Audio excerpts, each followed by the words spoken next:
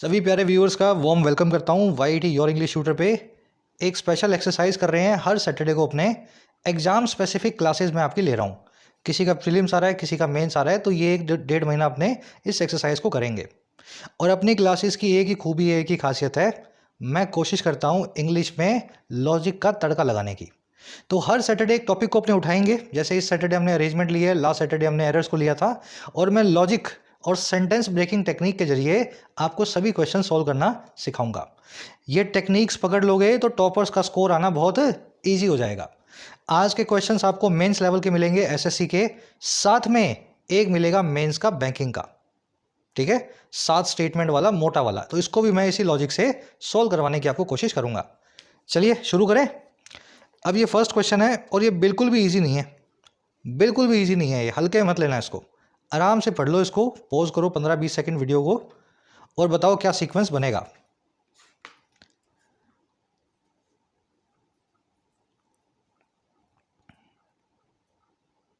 चलो जी। The Hindu cultural influence found many of the surviving examples of today throughout South East Asia are the results of the Chola expeditions. कुछ नहीं बैठ पा रहा है ना, देख करके भी लग रहा है कि अजीब सा बन रहा है। एक बार ऑप्शंस को भी भूल जाते हैं, अपने लगाते हैं अपने वाला फॉर्मूला। क्या फॉर्मूला है भाई? भाई जो लास्ट वाले वर्ड्स है ना, जो नाउन्स, वर्ब्स, एडजेक्टिव्स जो भी आ रहे हैं, इनको कर लो दिमाग में मार्क। ठीक है, और शुरू वाले जो है ना, इनको भी मार्क कर लो दिमाग में। मार्क करने का मतलब है इनकी तरफ ध्यान देना है आपको। और मैं लास्ट से शुरू वाले को मिलाने की कोशिश करूंगा और एक ना एक जरूर मिलेगा। देखो मिला के दिखाऊं मैं। मान लीजिए इस वाले में ऑफ प्रेपोजिशन दी हुई है। प्रेपोजिशन क्या लेती है जी अपने पास? सर नाउन लेती है और वर्ब की आईएनजी फॉर्म लेती है। तो भैया इस केस में भी लेगी। और इस केस में शुरू में नाउन या वर्ब की आईएनजी फॉर्म कहाँ आ रही है? भाई बी से बाद ए, सी या डी आएगा। बी तो खुद तो आएगा नहीं। अब इन तीनों को चेक कर लो, ए, सी और डी ऑफ प्रेपोजिशन का ऑब्जेक्ट कहाँ पे आपको मिल रहा है? देखो यहाँ मिल रही है वर्ब, यहाँ मिल रही है एडवर्ब जो कि है टुडे। ठीक है, एडवर्ब। और यहाँ मिल रहा है the Hindu cultural influence, compound noun. बन गया कि नहीं बन गया इसका ऑब्जेक्ट? लगाई ना ग्रामर? बस यही लॉजिक है, लगाते जाओ फटाफट। 10 में से 9 क्वेश्चन जो है ना, आधे आधे मिनट में सॉल्व होने चाहिए। 10 क्वेश्चन में टारगेट होना चाहिए आपका 4 मिनट इस फॉर्मूला के साथ। तो सर जी बी के बाद में ए आएगा, बी के बाद में ए आएगा। अब भाई जहां बी के बाद में ए नहीं आ रहा ना, वो तुम्हारा आंसर है ही नहीं। यहाँ नहीं आ रहा बी के बाद में ए, इमीडिएटली बाद में नहीं आ रहा, बीच में डी आ रहा है। यहाँ भी नहीं आ रहा, नहीं आंसर। यहाँ भी नहीं आ रहा तो नहीं आंसर। हाँ, यहाँ बन गया आपका ये वाला आंसर। अब देखो बी के बाद में ए आ गया, तो बाकी सी और डी को भी बनाने की कोशिश कर लो बिना इस आंसर के भी। करके देखे। Many of the surviving examples of the Hindu cultural influence found. अब देखो क्या are the result of Chola expeditions today throughout South East Asia, या today throughout South East Asia are the result of Chola expeditions. देखो ये are को, verb को एक subject चाहिए, और सब्जेक्ट है यहाँ पे many of the surviving examples. तो ज़्यादातर जो एग्जाम्पल्स हैं सर्वाइव करते हुए, जो बचे हुए हिंदुओं के कल्चरल इन्फ्लुएंस के, कह रहे जो कि फाउंड होते हैं, जो कि पाए जाते हैं। ये वर्ब की थर्ड फॉर्म एडजेक्टिव है। और कहाँ पाए जाते हैं? आजकल पाए जाते हैं पूरे साउथ ईस्ट एशिया में। कह रहे जी ये जो found today in south East Asia है ना, ये सारे ये हैं एक रिजल्ट या नतीजा चोला वंश के एक्सपीडिशंस का, चोला डायनेस्टी के इधर उधर की यात्राओं का। आ रही है बात समझ में? बी के बाद में क्या आया जी? ए आया। और ए के बाद में found today throughout South East Asia, C आ गया। कह रहा है these all are the result of Chola expedition, D आ गया। बी ए सी डी आपका आंसर बनेगा। तो अगर ये ना भी होता ना, मैं ये बता रहा हूँ, मान लो इधर भी लिया होता कुछ और, यहाँ लिखा होता बी ए डी सी, है ना, तो भी आप थोड़ा सा बना सकते थे मेहनत करके। प्रैक्टिस से आएगा, प्रैक्टिस करके जाना। एग्जाम से पहले कम से कम 50 क्वेश्चंस का टारगेट रखो। चलो आ जाओ नेक्स्ट पे। अब इसी फॉर्मूला को इस वाले पे भी अप्लाई करो। सब लोग एक बार इस फॉर्मूला पे चलना है ना, देखो कितना टाइम आपको लगता है।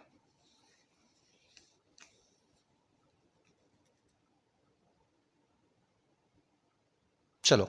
As a result of his correspondence was declared an ordinary citizen of France of the French revolution Bentham with Mirabeau and other leaders. नहीं बैठ रहा?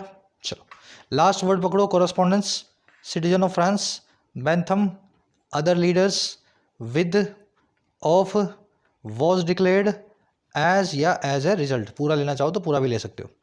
अब मुझे बताओ कौन सा किसके साथ बैठ रहा है।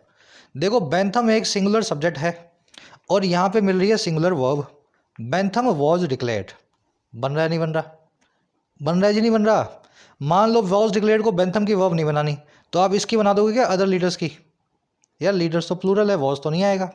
कॉरस्पॉन्डेंस वॉज डिक्लेयर्ड, कॉरस्पॉन्डेंस को डिक्लेयर किया गया था, नहीं बन रहा। मतलब कहने का ये है कि जी बेंथम वॉज डिक्लेयर्ड जो है ना, ये तो बिल्कुल सेट बैठ रहा है। सी के बाद में तो बी आएगा, ठीक है। अब सी के बाद में बी कहाँ नहीं आ रहा ये मुझे बता दो जी। सी के बाद में बी इधर नहीं आ रहा, सी के बाद में भी इधर नहीं आ रहा, सी के बाद में भी इधर आ रहा है, इधर नहीं आ रहा, ये मेरा आंसर बन गया। अब मान लो ये ना भी बन रहा होता, एक और ऑप्शन आपके पास होता तो एक और मिला के देख लेते हैं ना, खाली इसके भरोसे मत रहो। यहाँ देखो कॉरस्पॉन्डेंस, कॉरस्पॉन्डेंस का मतलब होता है बातचीत, आपसी लिंकिंग, पत्र व्यवहार, किसी भी तरह का आपसी रिश्ता। और जब भी रिश्ता बनाते हो, टाई बनाते हो, रिलेशन बनाते हो, कॉरस्पॉन्डेंस बनाते हो तो विद समवन होता है ना। I have no relation with her, मेरा उससे कोई रिश्ता नहीं है। Do you have any correspondence with him, क्या आपकी उससे कुछ पहचान है, कुछ बातचीत है? तो भैया विद लग रहा है ना, तो ए के बाद में डी आएगा। तो ए के बाद में डी और सी के बाद में बी, तो बी आंसर बनेगा।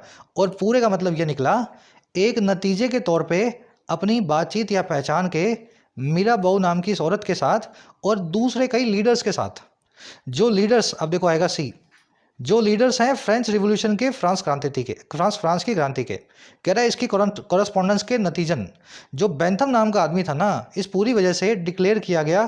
क्या डिक्लेयर किया गया भाई? फ्रांस का ऑनररी सिटीजन। ऑनररी का मतलब होता है एज एन ऑनर, सिटीजन नहीं था लेकिन इज्जत के तौर पे उसको सिटीजन मान लिया गया। लग गया फॉर्मूला। अब मैं चाहता हूं कि आप में से हर लड़का और लड़की जो मेहनती है, जो एग्जाम वास्तव में सेलेक्ट करने आया है, टाइम पास करने नहीं आया है, यही फॉर्मूला लगा के पेपर से पहले रोज 10 सेट लगा लो 10 क्वेश्चंस के, और 5 सेट लगाना है अगले 5 दिन तक, ठीक है। 100 लगा लोगे तो और अच्छा है, 50 की जगह पे 150 लगा लोगे तो और भी अच्छा है, लेकिन मेन से पहले ये वाली एक्सरसाइज आप करके जाना फॉर्मूला को अप्लाई करते हुए। चलिए अब आगे बढ़ेंगे। अगर ये लॉजिक आपको समझ में आ रहा है, मज़ा आ रहा है आपको, और इसी तरीके से अपने एसएससी, बैंकिंग या दूसरे ऑब्जेक्टिव टाइप ऑफ एग्जाम्स को आप प्रिपेयर करना चाहते हैं, तो आप फ़ायदा ले सकते हैं वाईटी कोर्सेज़ का। सभी कोर्सेज अवेलेबल हैं वाईटी एप्लीकेशन पे, आपकी अपनी एप्लीकेशन है, कमेंट सेक्शन में लिंक रखा है, डाउनलोड करो। एप्लीकेशन पे आपको मिलेगा कोर्स बैंकिंग का, जिसमें बैंकिंग के सभी एग्जाम्स के प्रीलिम्स, मेंस, क्लैरिकल और पीओ सभी वैरायटी ऑफ क्वेश्चंस को रेडी करवाया जाएगा। बिल्कुल लॉजिक से, बिल्कुल फॉर्मूला बेस्ड है ना। कॉन्सेप्ट बताएंगे, मॉक टेस्ट मिलेगा, पीडीएफ मिलेगा और साथ में वीडियो लेक्चर मिल जाएगा। तो फ़ायदा आप इसका ले सकते हैं, इस कोड को लगाना ना भूलें। इसी तरीके से एसएससी का भी 1 ईयर कॉम्बो अवेलेबल है। सारे एसएससी एग्जाम्स की आपको तैयारी करवाई जाती है, हर वैरायटी के क्वेश्चन को बिल्कुल बेसिक से लॉजिक के साथ में रेडी करवाया जाता है। फ़ायदा इसका भी ले सकते हैं। जो लोग लिखने की तैयारी कर रहे हैं, डिस्क्रिप्टिव एग्जाम है जिनका, ऐसे, समरी, प्रेसी रिपोर्ट, है ना, बिल्कुल बेसिक से आप लिखना भी सीख सकते हैं। राइटिंग के कोर्स में 60 से 70 आवर्स का ये कोर्स है, फ़ायदा इसका भी ले सकते हैं। सभी कोर्सेज अवेलेबल हैं ऐप पे, जाके डाउनलोड करो, कमेंट सेक्शन में लिंक दिया हुआ है। और कोई क्वेरी हो तो ये नंबर है टीम का, व्हाट्सअप करके आप टीम से बात कर सकते हैं। चलो जी आ जाओ नेक्स्ट वाले पे, पढ़ो आराम से, इसको टाइम दो, इसको फॉर्मूला लगाना है, फॉर्मूला लगा के चलोगे, ऐसे नहीं चलना।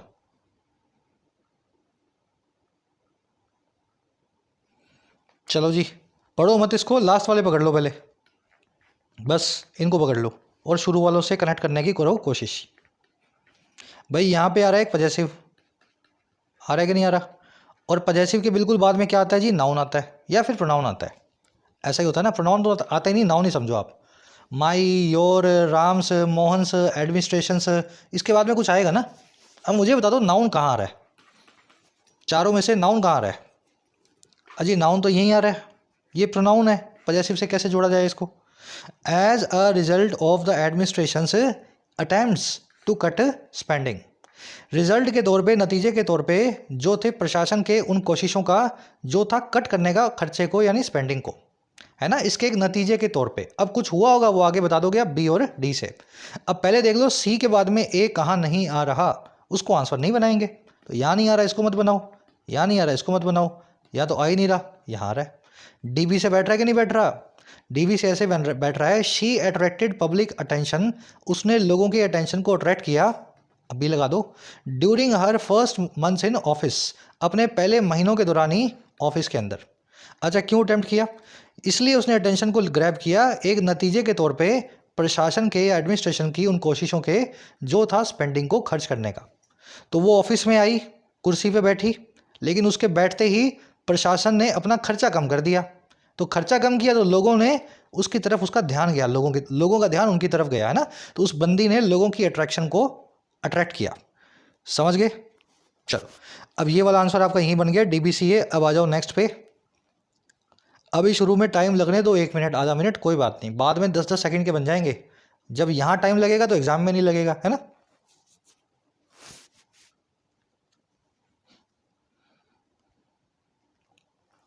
Large sections of the fans began to question the coach's ability, and as a result, crowds began to dwindle, and morale was beginning to suffer. देखो 2 आ रहा है लास्ट में, 2 के बाद 2 ही चीज़ें आती हैं। 99% केसेस में आती है वर्ब की बेस फॉर्म, और 1% केस में आती है नाउन या वर्ब की आईएनजी फॉर्म। तो ये बिगेन टू वो वाला फ्रेज तो है नहीं जो वर्ब की आईएनजी फॉर्म ले अपने बाद में। वो सारे फ्रेज आपको करवाए हुए हैं, विद अ व्यू टू, की to, accustom to, use to, है ना, हैबिचुअल टू, क्रिटिकल टू। तो ये सब वाले फ्रेज तो है नहीं बिगेन टू। तो इसमें केस बैठेगा वर्ब की बेस फॉर्म वाला। अब इस टू के बाद में वर्ब की बेस फॉर्म किसको मिलाओगे? क्या ये वर्ब की बेस फॉर्म है? बिल्कुल नहीं है। क्या ये वर्ब की बेस फॉर्म है? बिल्कुल नहीं है। हाँ जी, ये वर्ब की बेस फॉर्म है। तो ए के बाद में सर आएगा बी। अब देख लो ए के बाद में बी कहाँ नहीं आ रहा, यहाँ नहीं आ रहा, यहाँ नहीं आ रहा, यहाँ नहीं आ रहा, यहाँ आ रहा है ना। ABCD आंसर बन गया। कह रहे जी समाज के बड़े सेक्शन जो हैं, फैंस के एक बड़े सेक्शन जो हैं, शुरू हो गए सवाल उठाना कोच की एबिलिटी पे, कोच की सक्षमता पे। और कह रहे एंड उसके बाद हुआ ये, एक नतीजे के तौर पे इसी चीज़ के जो क्राउड्स थे वो शुरू हो गए ड्विंडल होना। ड्विंडल का मतलब होता है डिमिनिश होना, कम होना, संख्या में, मात्रा में घटते जाना। जो भीड़ थी वो कम होने लगी। And morale was beginning to suffer, और जो मोरल था, जो आत्मविश्वास था, जो सेल्फ कॉन्फिडेंस था, वो शुरू हो गया सफ़र करना। टीम का सेल्फ कॉन्फिडेंस गिरने लगा। समझ गए? तो सीधे ही बना हुआ था ये ABCD, है ना। चलो, अब ये लास्ट क्वेश्चन करवाऊंगा, उसके बाद बैंक वालों का आ जाएगा। देख लो फटाफट से इसको। छोटा सा ही वीडियो है अपना आज का, 20 मिनट का ही। कोशिश करेंगे कि आपको लॉजिक सिखा दिया जाए और आप इंडिपेंडेंटली तैयारी कर सको। लगा दो formula. Japanese occupation 4 million, Indonesia force labour as people, a UN report and during. किसको किससे मिलाएं भाई? 4 मिलियन क्या है? 40 लाख। अब 40 लाख के बाद में कुछ तो होगा ही, रुपए, पैसे, आदमी, जानवर। 40 लाख के साथ में कुछ बताना पड़ेगा। नाउन लगाओगे इस डिटर्मिनर के साथ में, इस एडजेक्टिव के साथ में, न्यूमरल एडजेक्टिव के साथ में। तो नाउन कहाँ आ रहा है? सर नाउन ये तो नहीं है। हाँ ये नाउन है। हाँ ये नाउन नहीं है। और ये तो आ रहा है, तो सी के साथ में सी तो आएगा नहीं, मतलब सी के बाद में बी आएगा। अ UN report stated that 4 million people died in Indonesia. UN की रिपोर्ट ने ये स्टेट किया कि 40 लाख लोग मर गए इंडोनेशिया में। सी और बी जहाँ रहा है आंसर बना दो। नहीं आ रहा, नहीं आ रहा, नहीं आ रहा, यहाँ आ रहा है। ठीक है, इसके बाद AD आ रहा है, चेक कर लो। और ये क्यों डाई करके भाई? As a result of famine, famine के एक नतीजे के तौर पे। एंड फोर्स लेबर, जानबूझ करके फोर्सफुली जो लेबर करवाया गया उसके नतीजन। समझ गए ना, जबरन किसी से काम करवाया गया। और कब? ड्यूरिंग जापानीज ऑक्यूपेशन, जापान के हमले के या ऑक्यूपेशन के दौरान। ऑक्यूपेशन का मतलब 2 होता है, एक तो आपका प्रोफेशन ऑक्यूपेशन होता है, दूसरा किसी चीज़ जगह कब्जा होता है ना, कब्जा, उसको भी ऑक्यूपेशन बोलते हैं, सीजर को। जब आप ऑक्यूपाई करते हो ना किसी चीज़ को, तो कब्जा करते हो, तो वो ऑक्यूपेशन हो जाता है। तो जापान का जब कब्जा हुआ होगा इंडोनेशिया पे, उस दौरान जो है 40 लाख लोग मर गए। चलिए, समझ गए? एक वर्ड है फेमाइन, वैसे ही बता रहा हूँ एडिशनल, और एक वर्ड है ड्रॉट। दोनों में फ़र्क पता है आपको? 1 वर्ड्स है ये। फेमाइन का मतलब होता है भूखमरी, अकाल, ठीक है, कुछ उग ना रहा हो। और ड्रॉट का मतलब होता है सूखा। आप बोलोगे सर एक ही बात है, सूखे में अकाल होगा? जरूरी नहीं है। सूखा पड़ गया हो लेकिन सरकार के पास खूब सारा अनाज पड़ा था, तो फेमाइन नहीं आया। फेमाइन तब आता है जब अनाज खत्म हो जाता है, अकाल पड़ जाता है, ना कुछ उग रहा है ना कुछ मिल रहा है। ड्रॉट का मतलब है बस रेगिस्तान है, मतलब ड्रॉट है, सूखा है, यहाँ पे बारिश नहीं पड़ रही है ना। तो 2 अलग अलग 1 वर्ड्स हैं, ये याद रखना है, दोनों को अलग अलग रखना है। चलो आ जाओ भाई बैंक वाले फटाफट से। 7 स्टेटमेंट्स आपके सामने हैं, पूरा अपना लॉजिक लगाओ एक बार, फिर मैं आपको बताता हूँ लॉजिक कैसे लगाया जा सकता है। 5 मिनट का क्वेश्चन है ये मैक्सिमम।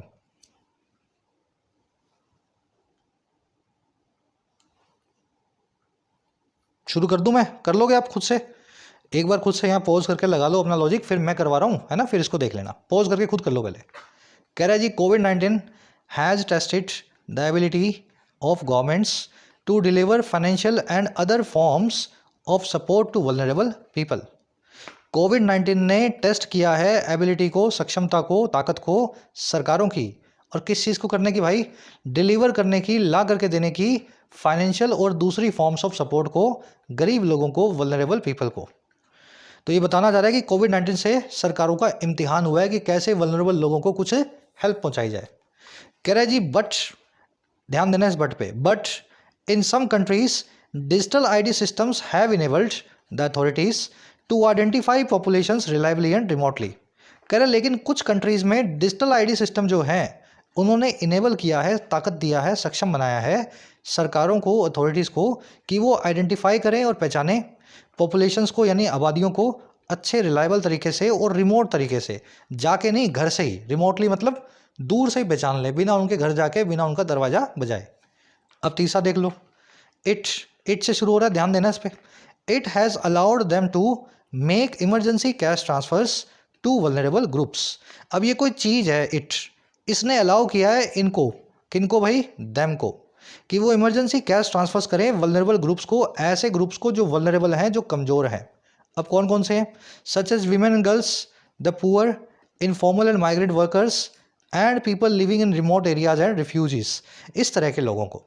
अब ये इट का हमें देखना कौन है और देम का देखना कौन है, वहाँ से इसका आइडिया लगेगा। और आगे बढ़ो। Social distancing rules and quarantines have made it even more challenging to help those in need. Social distancing के जो रूल्स हैं और जो क्वारंटीन्स हैं, क्वारंटीन्स तो आप जानते ही हैं, कह रहे हैं इन्होंने बना दिया इस चीज़ को और ज़्यादा चैलेंजिंग, और क्या? लोगों को हेल्प करना, नीड में, लोगों को ज़रूरत में मदद करना। 2-3 बचे हैं, पढ़ लो इनको भी। But they have struggle to identify informal workers who are not covered by existing welfare programs और social security schemes for formal sector employees. कह रहे लेकिन फिर भी उन्होंने स्ट्रगल किया है पहचानने में इनफॉर्मल वर्कर्स को, जिनकी कोई फॉर्मल जॉब नहीं है, जो दिहाड़ी मजदूर है, ठीक है, इनफॉर्मल वर्कर्स जो कवर नहीं होते हैं किसी भी एग्जिस्टिंग वेलफेयर प्रोग्राम में, किसी भी सरकार के जनधन की भलाई में चलाए हुए प्रोग्राम में, वेलफेयर मतलब लोगों की भलाई, और सोशल सिक्योरिटी स्कीम में, सरकार की किसी भी ऐसी स्कीम में जो चलती है फॉर्मल सेक्टर एम्प्लॉयज़ के लिए, जैसे जीपीएफ है, एनपीएस है ना, जो फॉर्मल के एम्प्लॉयज़ हैं फॉर्मल सेक्टर के। तो ऐसे लोगों को स्ट्रगल किया है इसने आइडेंटिफाई करने में। यहाँ लिख रहा है फॉर एग्जाम्पल, एग्जाम्पल दे रहा है किसी चीज़ का। कह रहा है जी for example a digital ID system rapidly allowed Chile to pre enroll millions of new beneficiaries. कह रहा है उदाहरण के तौर पे एक डिजिटल आईडी सिस्टम ने बहुत जल्दी अलाउ कर दिया चिली नाम के देश को कि वो पहले से ही इनरोल कर दे, प्री एनरोल कर दे 10 लाख नए बेनिफिशरीज को, और किस में? इन सोशल प्रोग्राम्स के अंदर। And enabled people to check and if necessary appeal their support status online. और इसने इनेबल किया लोगों को कि वो चेक करें और अगर ज़रूरी हो, नेसेसरी हो, तो अपील करें, वो अर्जी रखें अपनी सपोर्ट स्टेटस की ऑनलाइन ही। तो खुद से ही देख लो आपको कितनी सरकार देगी पैसा कोविड के नाम पे, और अगर नहीं मिल रहा है तो आप अपील भी कर सकते हो कि भैया हमें भी दो, है ना, हम भी ज़रूरतमंद है, सब काम ऑनलाइन हो जाएगा घर से। तो ये चिली में होने लगा है सब काम, फॉर एग्जाम्पल आपको बता रहा है। Most countries have planned and implemented social protection measures in response to the pandemic. ज़्यादा कंट्रीज़ ने प्लान किया है या इम्प्लीमेंट किया है सोशल प्रोटेक्शन के मेजर्स को पैंडमिक के रिस्पॉन्स में। द पैंडमिक, कौन सी पैंडमिक है? द पैंडमिक, खास पैंडमिक। देखो यही जो पढ़ के है ना, आपको छोटी छोटी चीज़ें पकड़नी है। मैं बताता हूँ इसमें पकड़ना क्या था, एकदम स्टेप बाय स्टेप बता रहा हूँ मैं। मुझे ये वर्ड्स पकड़ने थे, ठीक है।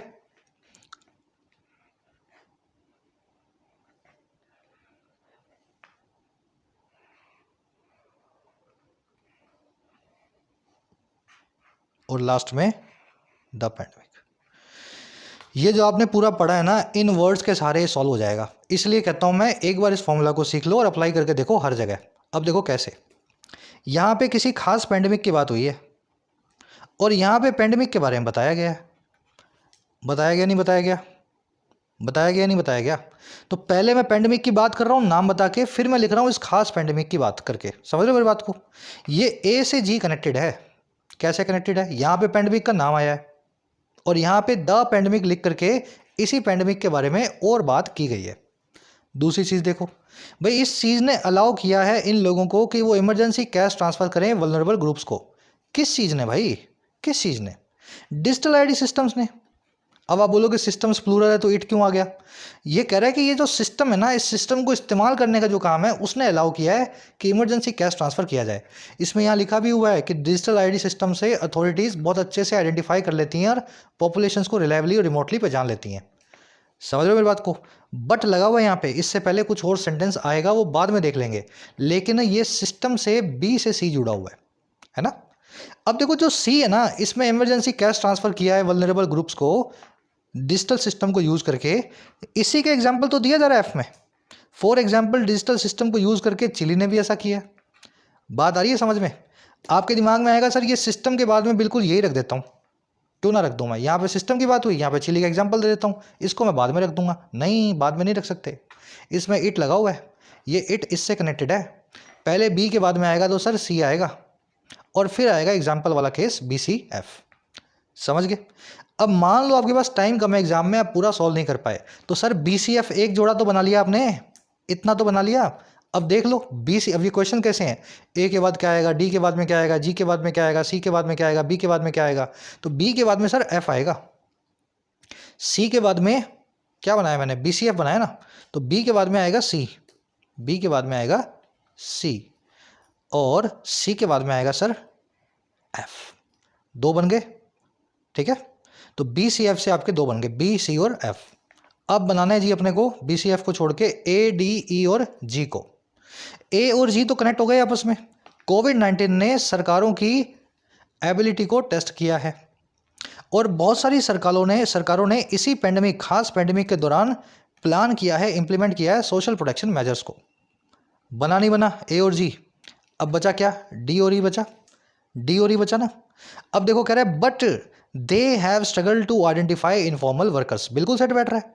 कह रहा है लेकिन इन सरकारों ने स्ट्रगल किया है सोशल वर्कर्स को आइडेंटिफाई करने में जो किसी स्कीम में नहीं आते। बैठ रहा है कि नहीं बैठ रहा? हाँ, इससे पहले आपको एक और रखना पड़ेगा, वो है डी। अब देख लो क्यों रखना पड़ेगा। यहाँ पे सरकारों की परेशानी बताई गई है और यहाँ पे इसका सोल्यूशन बताया गया है। ई के बिल्कुल बाद में बी रखना है आपको। भाई पहले आपने रख दिया ए, फिर आपने रख दिया जी। ए में बता दिया कि टेस्ट हो रहा है, जी में बता दिया कि पेंडेमिक में बहुत सारी सरकारें प्लान कर रही हैं, और बी सी एफ तो ऑलरेडी आप बना चुके हो। बीच में बच रहा है जी डी और ई। ई के अंदर आपने बताई है समस्या और बी में है इसका सॉल्यूशन, है ना? तो ई को इसके पास में रखो ना और फिर बी को, सॉरी डी को जो है यहाँ रख दो। फॉर्मूला लॉजिक समझ में आ रहा है? ई और बी कनेक्टेड है आपस में। ई में बट लगा के स्ट्रगल बताइए और बी के अंदर उसका सोल्यूशन बताया। स्ट्रगल और सोल्यूशन को साथ में रखो और उससे पहले फिर बच गया, वो रह गया जो आपका डी। तो सोशल डिस्टेंसिंग ने इस चीज़ को और भी चैलेंजिंग बना दिया है कि लोगों को हेल्प किया जाए नीड के अंदर, जो लोग ज़रूरतमंद बने हुए हैं। एक बार पूरी स्ट्रक्चर को मैं रिपीट कर रहा हूँ। लॉजिक यही लगेगा, स्पेशल वर्ड्स को पकड़ना है, खास करके प्रोनाउंस को और ऐसी कंजंक्शंस को ध्यान देना है इनकी तरफ। इन प्रोनाउंस कंजंक्शंस को कनेक्ट करके आपका पूरा स्ट्रक्चर आप बना सकते हो, ठीक है? सबसे पहले ए आएगा, पैंडेमिक में सरकारें बहुत ज़्यादा जो है टेस्ट हुई है उनकी एबिलिटी। उसके बाद में जी आएगा, यही खास पैंडेमिक में सरकारों ने बहुत कुछ प्लान किया है, ठीक है? उसके बाद में डी आएगा, सोशल डिस्टेंसिंग की वजह से बहुत चैलेंजिंग हो गया है सरकारों के लिए लोगों को मदद करना बावजूद प्लान करने के। उसके बाद में ई आएगा, कह रहे लेकिन उन्होंने बहुत स्ट्रगल किया है जो है इनफॉर्मल वर्कर्स को, जो कवर नहीं होते हैं किसी और स्कीम में। फिर उसके बाद में बी आएगा, इसका सोल्यूशन ये है कि कुछ एक कंट्रीज़ ने तो डिजिटल आईडी सिस्टम बना दिया है। इसके बाद में सी आएगा, डिजिटल आईडी सिस्टम से अलाउ करता है कि लोग जो है बड़े इजीली घर बैठे पैसा ले सकेंगे, वल्नरेबल ग्रुप्स को आप इमरजेंसी कैश ट्रांसफ़र कर सकोगे। इसके बाद में एफ आएगा और आप बताएंगे जी चिली का एग्जाम्पल है, वहाँ तो ये हो भी चुका है। A G D E B C F, ठीक है? ए के बाद में जी, डी के बाद में बी, ए जी डी बी ए, देख लेना यार, है ना? थोड़ा सा कट नहीं कर रहा हूँ मैं वीडियो को, यहाँ पे खुद से देख लेना। ए जी जी डी डी ई और बी सी एफ, ए जी डी ई, है ना? तो ए के बाद में जी, डी के बाद में ई, डी के बाद में ई, जी के बाद में डी, है ना, और सी के बाद में एफ आ चुका है और बी के बाद में सी आ चुका है। लग रहा होगा आपको कि सर ये मेंस का है, बड़ा टेढ़ा लग रहा है हमें, तो कुछ टेढ़ा नहीं है ये। ऐसे 20 सेट्स लगा के देख लो, जो मैं समझा रहा हूँ वो आपको समझने की ज़रूरत नहीं पड़ेगी, आपका दिमाग खुद ही इसी प्रोसेस से काम करेगा। चलिए ये रैप अप करेंगे। एक क्वेश्चन आपको दे रहा हूँ एज ए क्विज, इसको करना है आपको सॉल्व, ठीक है। आंसर डालूंगा कमेंट सेक्शन में, सब लोग इसका स्क्रीनशॉट ले लो प्यारा सा और मिला लेना। A B C D E में से कैसे बनाओगे, डी सी बी ए ई जो बनाना है बना लेना। कमेंट्स में फर्स्ट कमेंट में आंसर है वहाँ से मैच करना और बताना आपका सही बना या गलत बना। चलिए, क्लास अगर अच्छी लग रही है तो कोशिश करेंगे इसको हर वीक लाया जाए, वीक में 2 बार भी लाया जाए। ज़रूर से लाइक दे करके इसको अप्रिशिएशन दिखाना। आपका प्यार मिलेगा ना क्लासेस को, अप्रिशिएशन मिलेगा, तो मेरा मन करेगा कि 2 बार भी बनाऊं मैं। पेड कोर्सेज में तो आ ही रही हैं क्लासेस, जिनको खूब सारी चाहिए तो जा करके ज्वाइन कर सकते हैं पेड कोर्सेज को, और जिनको यहाँ यूट्यूब पे चाहिए आपके लाइक्स की वजह से इन क्लासेस की फ्रीक्वेंसी को अपने बढ़ा देंगे। ज़रूर से देना। अंटिल देन, कोर्सेज अवेलेबल हैं ऐप पे, जाके फ़ायदा ले सकते हो। टाइम रहते ही कोर्सेज का फ़ायदा लेना है। ऐसा ना हो लास्ट मोमेंट पे आकर के आप मैसेज करें सर 15 दिन रह गए, 1 महीना रह गया। अभी जब वक्त है पढ़ने का तो पढ़ाई पे पूरा ध्यान दो। कंटेंट सारा अवेलेबल है एप्लीकेशन पे, राइटिंग का, एसएससी का और बैंकिंग का। ऐप को जाओ, कमेंट सेक्शन से डाउनलोड करो, फर्स्ट कमेंट से लिंक रखा है। कोई भी क्वेरी हो, ये नंबर है व्हाट्सअप का, टीम से आप मैसेज करके बात कर सकते हैं व्हाट्सअप।